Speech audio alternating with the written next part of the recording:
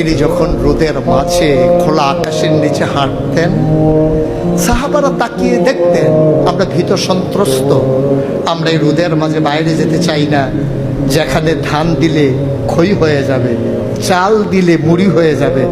প্রচন্ড গরমের মাঝে তিনি হাঁটেন কেমনে? অবাক বিস্ময়ে উপরের দিকে তাকিয়ে দেখতেন নবী হেঁটে যায়, আর নবীর মাথার উপরে একটা মেঘের টুকরা ছায়া হয়ে হয়ে পাশে পাশে যায়। এবড়ো থেবড়ো পাথরগুলোর উপর দিয়ে আমার নবী যখন হাঁটতেন, পাথরের কোনা বের হওয়া পাথরে সবাই হাঁটতে ভয় পেতেন, অথচ নবী সেই এবড়ো থেবড়ো পাথরের উপর দিয়ে হেঁটে যেতেন। তারা চিন্তা করতেন নবীর কদমের নিচে এই শক্ত পাথর পড়লে উনি কি ব্যথা পান না? পরীক্ষা করার জন্যে পেছনে পেছনে অনেকেই দৌড়াতেন। দৌড়ে দৌড়ে নবীর কদম মুবারকের নিচে যে পাথর পড়ে গিয়েছিল ওরা হাতে তুলে দেখতেন নবীর কদমের সম্মানে শক্ত পাথর তুলার মতো নরম হয়ে গেছে।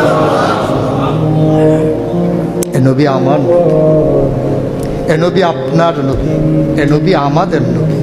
আমরা প্রাউড ফিল করি।